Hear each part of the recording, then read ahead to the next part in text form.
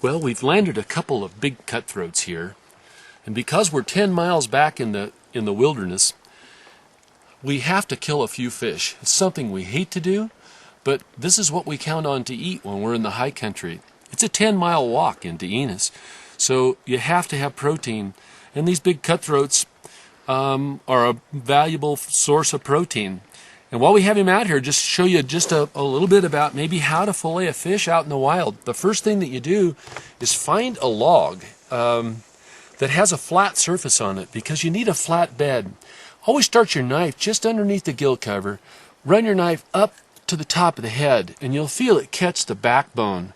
Turn your knife, and then feel for the backbone, and let your knife slide down the backbone, and let the bone be the guide all the way past the dorsal fin, and then you'll feel the bone and lay your hand across the fish, bring your knife through, and then you're going to run it all the way to the tail of the fish, just like this, making sure that your knife is flush against the bone, and that way you're generating all the meat you can from the fish. Now slide your knife inside your cut to the edge of the rib cage, and then you're going to snip the very edge of the rib cage and run it all the way through, just like this.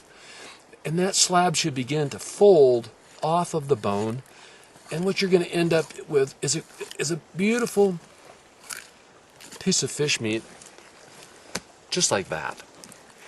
Lay them out on the flattest point you can on your log, and the edge right here, we want to take the belly meat off of that fish, just like that.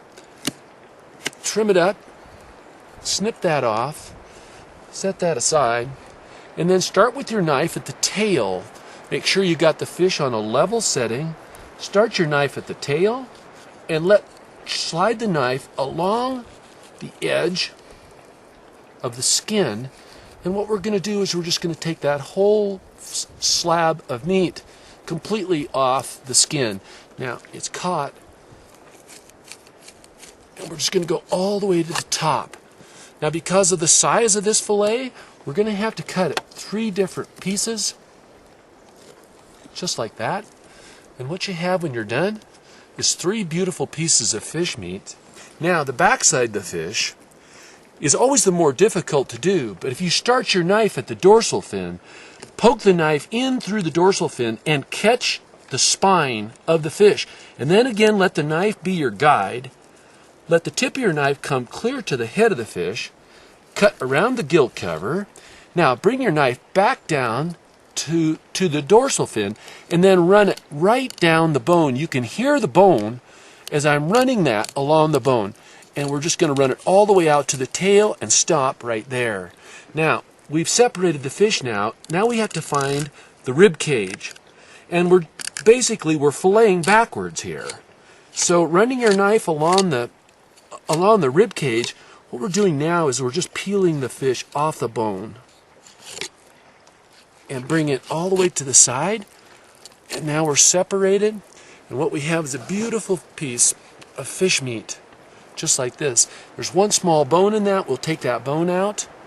And again, you have to get rid of the belly meat, slipping your knife in, running and removing that lower fin on the fish.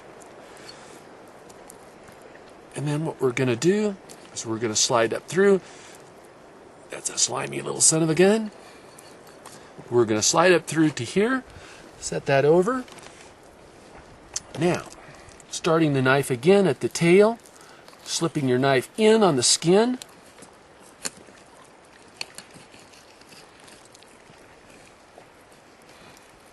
Now we have to find a nice flat spot to run our knife, and then we're just going to work the meat right off of the skin, just like this.